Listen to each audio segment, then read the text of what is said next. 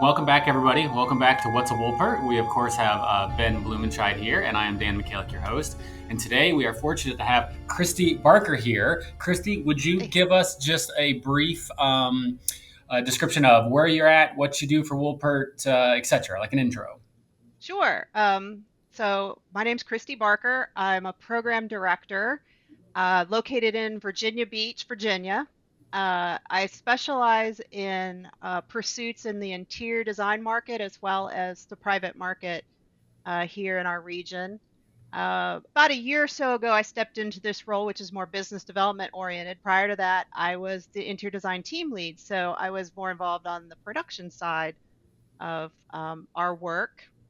I think we're going to be talking about an interesting subject today, which actually doesn't directly involve any of our clients. And it's funny for me to have been to be talking about this particular subject because math is not my forte. In fact, I carry around a little meme that says, God knew I would be far too powerful if I could do math. So it's funny to be talking to you all today about the Fibonacci sequence and the golden ratio, but um, it's something that's covered in all architectural programs, architectural universities programs. And several years ago, I was a adjunct professor at the Art Institute here locally, and found myself in a class having to teach this subject, realizing that I had not really dived into it as I should have in college because it was math, and I just sort of like, I think I understand it, and moved on to the next thing,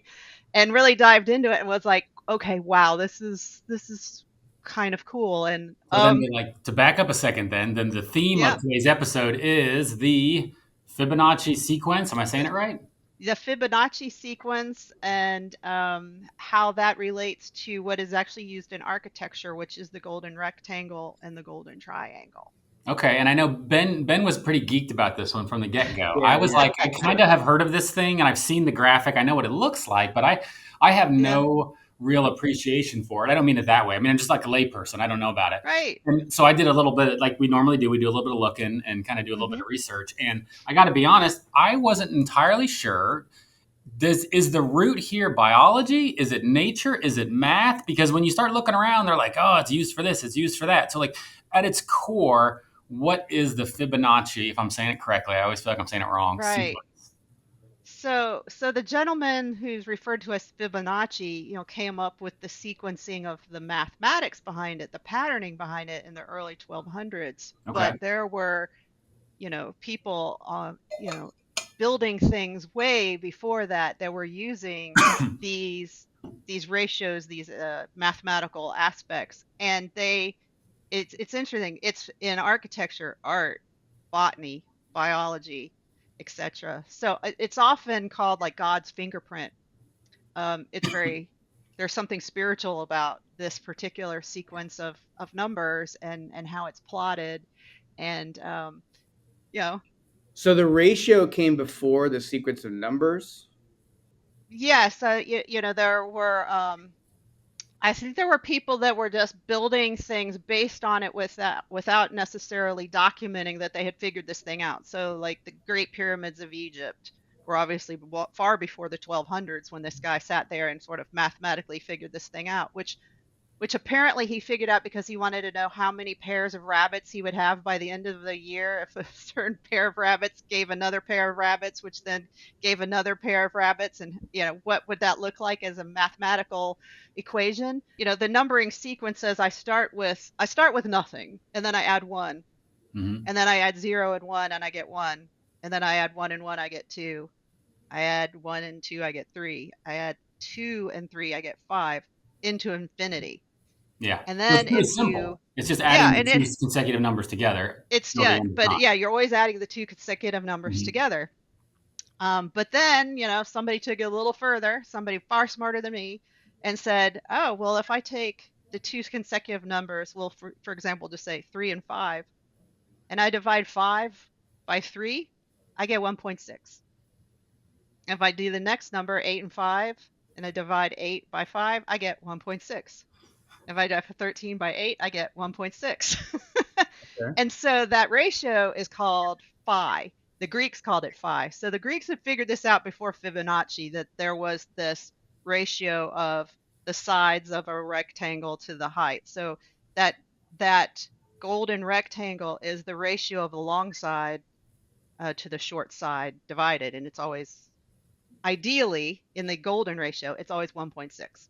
So the best known example that people will see in architecture is the Parthenon in Athens, which when you do an overlay on it, it isn't just the overall size of the actual Parthenon, but it's all the breakdown of the columns in between. They all have golden rectangles between each of the columns, and then on the frieze are all golden rectangles, and then even the detailing and the dental moldings are all golden rectangles. It's just covered with them. So there's just something inherently pleasing architecturally about that balance. There are some where it's not like that, and you're going, it doesn't look right. It just there's It's a something weird that seems a combination, little though, to off. say it's a very predictable mathematical sequence, right? It's just adding the two consecutive numbers.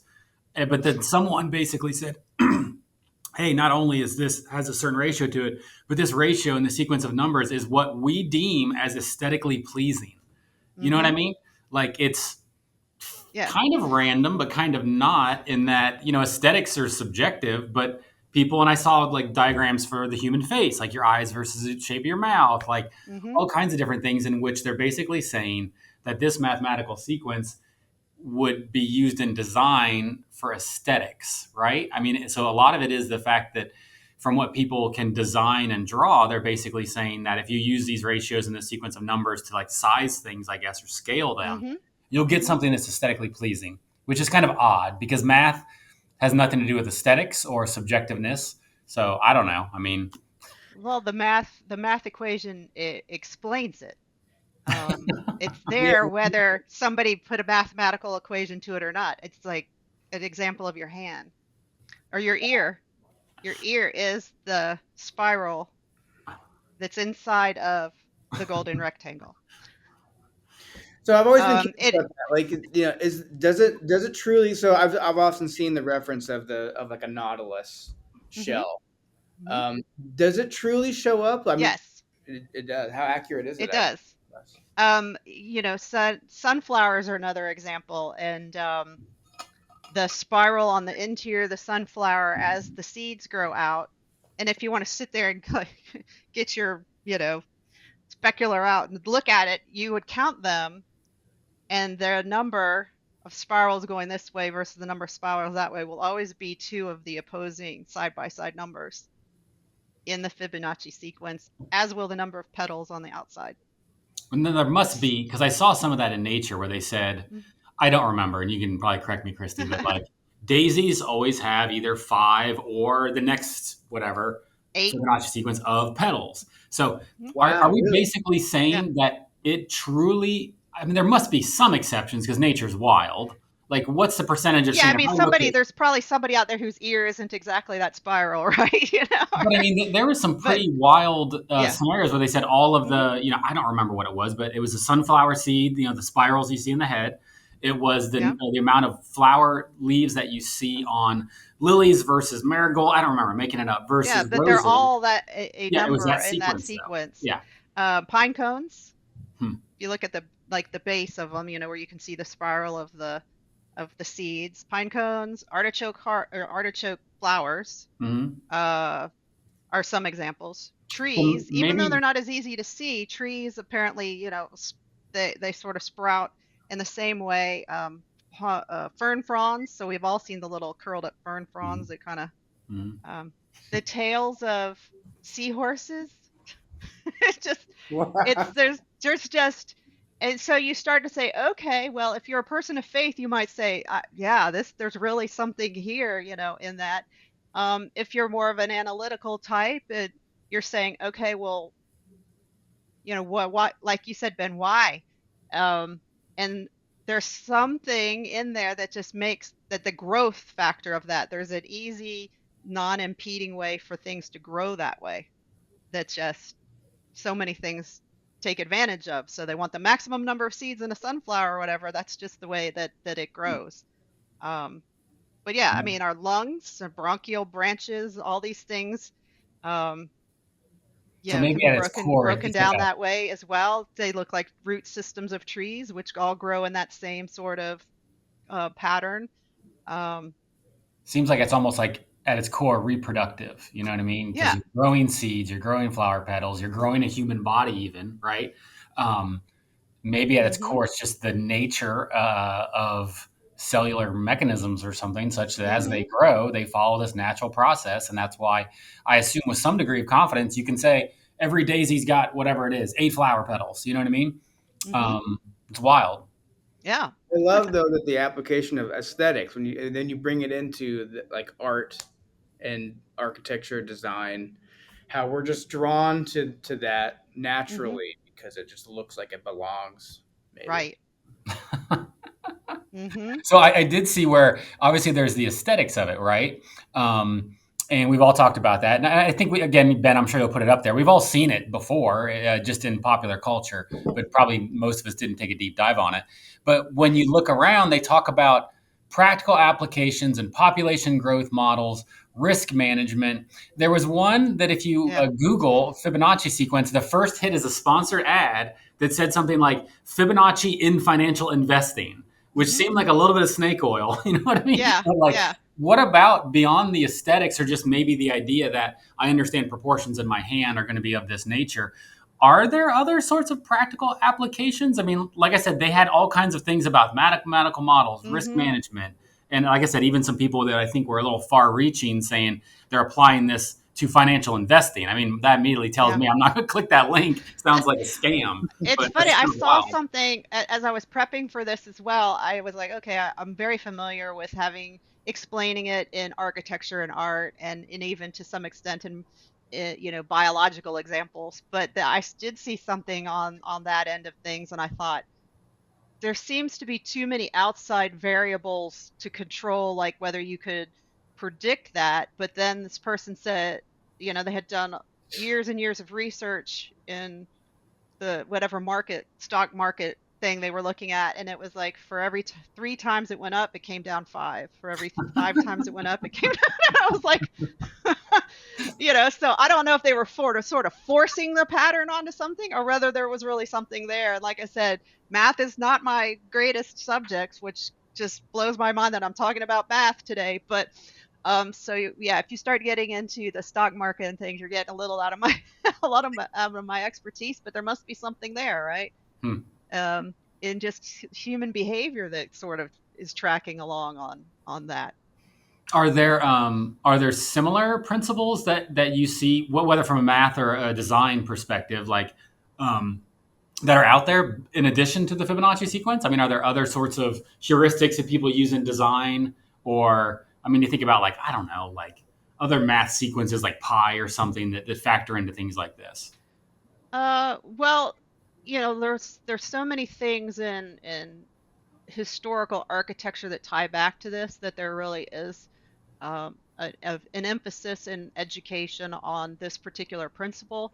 But a more modern architect, Le Corbusier, took this a little bit further. He wrote a book called Le Modular, and basically said, I'm going to take a human figure with its arm up and one arm down, and overlay the golden rectangles and the golden triangles over this figure, and basically to prove that there was this always this modular that basically breaks it down to the human form. So there are even more modern architects that have looked at it and kind of delved into it a little bit further. um, and they come to the same thing. Your arm up is one, your body is then two, your legs are three. It's just like it's just um, it's all there. And then, modern art, a lot of people are familiar with the work of Mondrian, and all his work is based on Hmm. the squares and the rectangles and then just color blocking and how that works. So it's I don't recall that there being something quite so substantial. There's certainly other things where you can discuss how I like Frank Gehry's work is completely doesn't follow.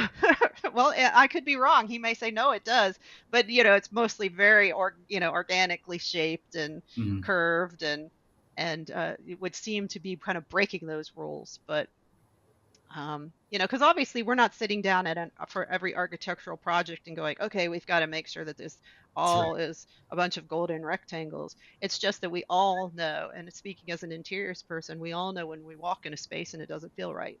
Hmm. Where the ceiling's too high and the walls are too close together, and we just go, this isn't a space that feels good. So it's sort of always innately there.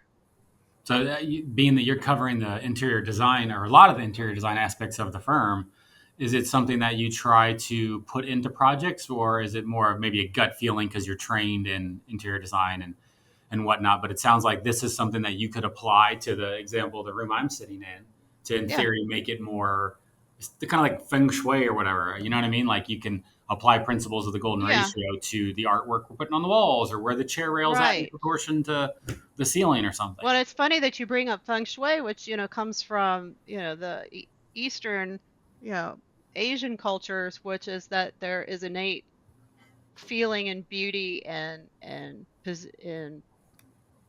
in architecture and in your positioning. It's all about positioning. Now, I'm not a feng shui expert, but we all kind of like use that term. Oh, this is throwing off my feng shui. Mhm. Well, it's about, where you're now we're getting sort of geospatial. Where am I on the earth, and which direction am I pointing, and what's happening behind me, and what's happening in front of me, and how does that make me feel?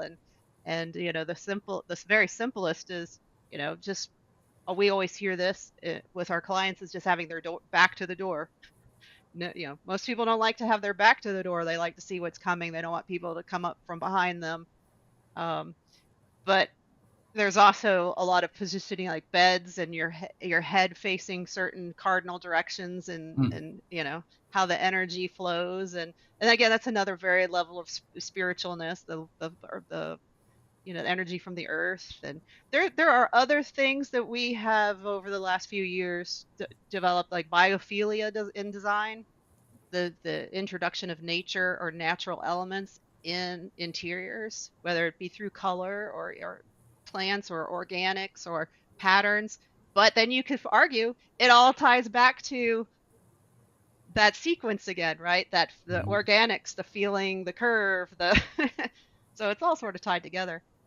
And Kristi, not to interrupt you, but can you back up? What is biophilia? I've never heard that term before. It's bringing in natural elements, or having things that are influenced by nature in actual built environment. So um, it can be as simple as introducing greenery and plants into a space, Hmm. or it can be more, you can delve a little deeper into back to the golden ratio, that feeling of things being in balance and being driven by natural things in the environment. It can be patterning on fabrics, and carpets, and the colors that are used in a space that might be influenced by biophilia. And there is this feeling that by bringing nature in, people feel calmer and more connected. If you can't work outdoors all day, then try to bring some of that Hmm. influence in. So I personally don't have the well building certification, but we have a person on our interiors team that does, where there are some of those principles that are part of that study, in addition to building safety and Sure. other issues as well. We did well. I was Yeah. at West Point. We did a was it middle school? West Point Middle School. We did some Hmm. interior design work with a couple other firms there, and they talked a lot about because a lot of the kids that go to that school are tend to be transient. They change locations a lot. They used animals and like local wildlife and local like vegetation Hmm. inside to help ground people. So the idea was very Yeah. much, I think, like this is where you are. This is what's going on Hmm. around this school. I think they Understanding your designed. environment. There's been many studies on, using biophilic type design in healthcare, and the time. reduction of people staying in the hospital, or shortens with certain, uses of that principle, whether it's through color or natural daylighting. Mm-hmm. Like I said, the introduction of organics and plants or organic patterns um, have been used in that as well. Well, So, and as I understand it, you taught a full class, or was it just a portion of a class on it it? was a portion of a Okay. class, so I taught a class called interior. What was it? It was like a methods Okay. course for Mm-hmm. people just starting in their major for interiors, and in those courses you're introducing a lot of different principles. There's other principles that we talk about in design, and that also overlay into architecture, art and architecture, and that's rhythm, balance, repetition, mirroring. There's a whole other group of things that we learn as well. That Mm-hmm. there's certain things about repetition that are of interest in architecture. So yeah, rhythm, balance. I should know them all, but So you're teaching students, right? I was. Yeah, this is several years ago now Okay. that I was doing this. But But like, and in how did fact, one of they? my former students is now leads our interiors team, our interiors Wow, practice here at Woolpert. So, that's good. hmm We learned a little bit about it in graphic design, just kind of yeah, the phenomenon of that this shows up in places, hmm yeah, But because if you look at it in art, you can apply that spiral onto the Mona Lisa from her nose Mhm. out across. You can apply both the golden spiral and the golden rectangles to the Last Supper. Hmm. So there is definitely something about the balance, ancient art, ancient pottery that's kind of broken down into the one, two, Mhm. three module. Oh wow. Um, there's also, and this comes from, you look back in biology, there's some inherent strength in that ratio too. So if you're building a tower or you're building something tall and you're building it out of stone, there's something there about that balance. And I'm not a structural engineer, so maybe somebody could speak to that, but that allows things to be stable. So if you are I'm going to do this and I'm going to make this thing 3 times taller than the base, it'll probably just fall over eventually. So there's something about that growth, like we talked about the growth pattern, that has inherent strength as well. I wondered if, because you look at the Parthenon as an example, and obviously it's been standing for a very long time. I wondered if it was also something like a triangle, or flying Yeah. buttresses, things like that. That there's something about that particular. Well, Um, it's that ratio 1.6. So if okay. you start to throw off your rectangle, you're building something that's that rectangular, but you're like, Mhm. I'm going to go taller and skinnier, then you could still build it. People might still like it, but it's not inherently as strong as it was back at that 1.6. Okay.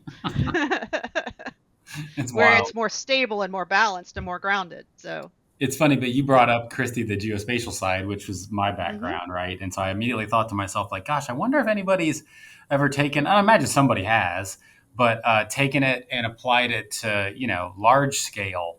hmm Because let's just say at the core, it's reproduction.